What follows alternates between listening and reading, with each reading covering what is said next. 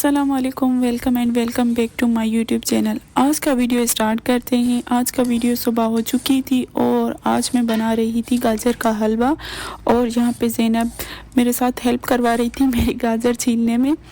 और हम दोनों बैठकर मैंने सोचा जब तक गाजर भी छील लूँ और ज़ैनब को खाना भी खिला दूँ, बट ज़ैनब की यहाँ मस्तियाँ तो ख़त्म ही नहीं हो रही थी। जो तरीका है गाजर का हलवा बनाने का वो बहुत ही ईजी और सिंपल है, क्योंकि मुझे ये कद्दूकश करना बहुत बड़ा मसला लगता है, क्योंकि उस वजह से बहुत ज़्यादा टाइम भी वेस्ट हो जाता है। और आज मैं आपसे शेयर करूँगी बहुत ही सिंपल सी गाजर की रेसिपी। चलें स्टार्ट करते हैं।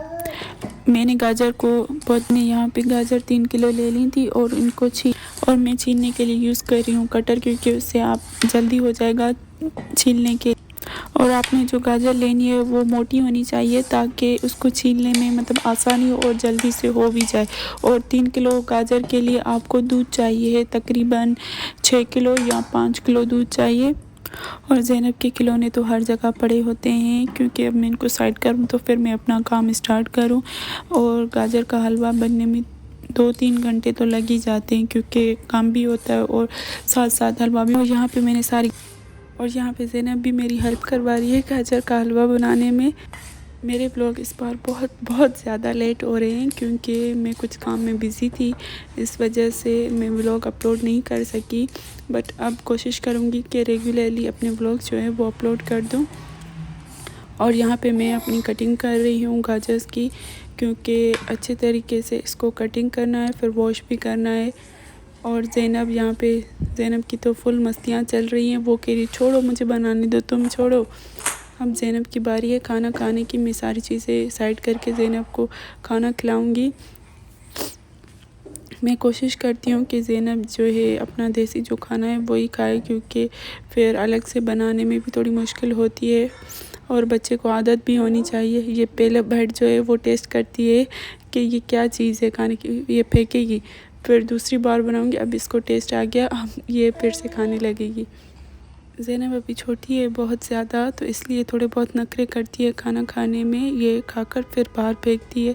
हाँ, फिर इसको बार बार खिलाना पड़ता है कि खा ले खाना, क्योंकि पेट भरा होगा तो फिर इसका मूड भी अच्छा होता है। और इसको मैं पराठा जो है वो बटर और हनी के साथ मिक्स करके खिलाती हूँ, क्योंकि इससे जो बच्चे की पेट की जो तकलीफ़ होती है वो भी इससे नहीं होती।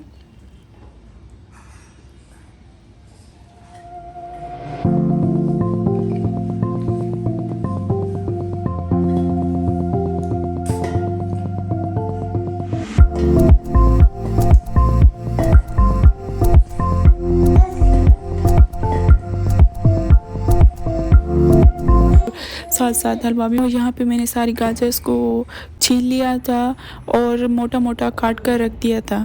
अब हम सारी गाजर को जो है वॉश कर लेंगे अच्छी तरीके से। 2-3 बार वॉश करें ताकि इसमें जो केमिकल लगे होते हैं और मिट्टी लगी होती है वो। और यहाँ पे मैं एक कढ़ाई में दूध ले लूँगी, तकरीबन 6 किलो दूध ले लूँगी, क्योंकि 3 किलो गाजर हैं तो इसके डबल जो है वो दूध होना चाहिए। क्योंकि मेरे पास वो खोया नहीं है, क्योंकि अगर खोया हो तो आप 3 किलो ही दूध ले सकते। वेट करेंगे मिल्क के बॉयल होने का। और यहाँ पे मेरा जो मिल्क है वो बॉयल हो चुका था। अब हम इसमें डालेंगे इलायची डालेंगे, क्योंकि खुशबू तो वो ज़रूरी होनी चाहिए। कुछ लोग वनीला एसेंस भी डालते हैं, बट मैं इलायची डालती हूँ। अब हम सारी गाजर्स को जो है वो इसमें कढ़ाई में डाल देंगे और पकने के लिए रख देंगे।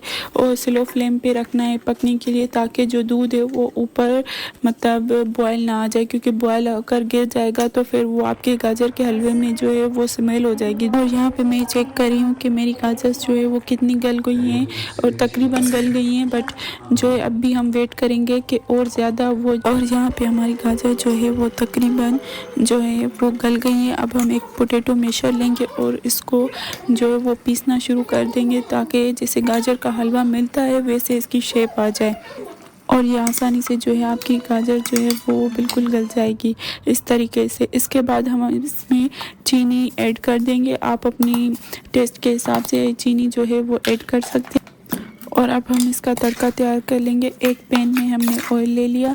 अब उसमें ड्राई फ्रूट जो है वो आप काट कर भी डाल सकते हैं, मैं तो ऐसे ही डाल रही हूँ। अब उसको थोड़ा सा पकने के लिए रख देंगे। फिर हम इसमें जो हमारा गाजर का हलवा बनकर तैयार हो गया था और हम इसमें डाल देंगे ये तड़का और अच्छी तरीके से मिला लेंगे। अगर आपकी मिल्क अभी भी थोड़ा है तो थोड़ा उसे पकने दीजिए, फिर उसे उतार के रख दीजिए। और आप लोग चाहें तो इसमें खोया डाल सकते हैं, बट मेरे पास अभी खोया अवेलेबल नहीं था तो मैंने ऐसे ही रख दिया। ऐसे भी बहुत ज़्यादा अच्छा होता है। इसके बाद हम जा रहे थे ज़ैनब की शॉपिंग करने, क्योंकि सर्दियों की जो शॉपिंग थी वो ज़ैनब की करनी थी हमें, क्योंकि अभी सर्दियाँ जो है वो स्टार्ट हो रही थी। तो हम कह रहे थे कि ज़ैनब की शॉपिंग कर लें, क्योंकि हमें जाना था ज़ैनब का ऑपरेट करवाने के लिए, क्योंकि ज़ैनब के गाल पे जो बाल माँ के वो हमें रिमूव करवाना था।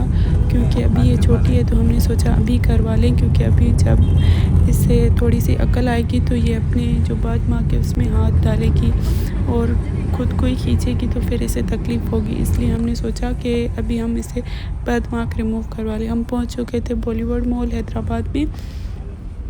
तो चलते हैं अंदर। और उस्मान ने कहा कि आप लोग चलो, मैं गाड़ी पार्क करवा के आता हूँ। फिर हम अंदर चले गए और हम जा रहे थे बच्चा पार्टी में, क्योंकि वहाँ पे बच्चों की अच्छी चीज़ें मिल जाती हैं, कपड़े।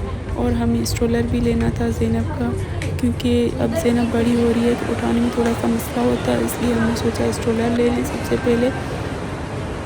बॉलीवुड मॉल जो है मुझे ऑटोबान से ज़्यादा सही लगता है, क्योंकि यहाँ पे सारी चीज़ें एक जगह ही मिल जाती हैं। और आप लोग थक जाओ तो ऊपर फूड कोर्ट में जाकर खाना पीना खाकर थोड़ी एनर्जी आ जाए, फिर उसके बाद आप लोग फिर से शॉपिंग स्टार्ट कर सकते हैं। तो हम जा रहे हैं ऊपर और ये ज़ैनब का लुक है और माशाल्लाह ज़ैनब बहुत ज़्यादा प्यारी लग रही थी।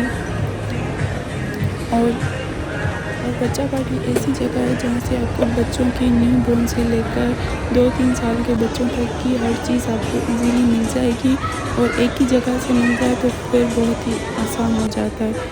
और ये हम 2-3 स्ट्रोलर्स देख रहे थे कि कौन सा अच्छा है, बट ये वाला हमें ज़्यादा अच्छा लग रहा था स्ट्रोलर, तो हमने ये वाला जो है बाय कर लिया। नहीं तो और भी वैरायटीज़ जो है वो स्ट्रोलर में थी और ज़ैनब जो है स्ट्रोलर में बैठकर बहुत ज़्यादा खुश थी। और हम जा रहे हैं अभी अपने घर।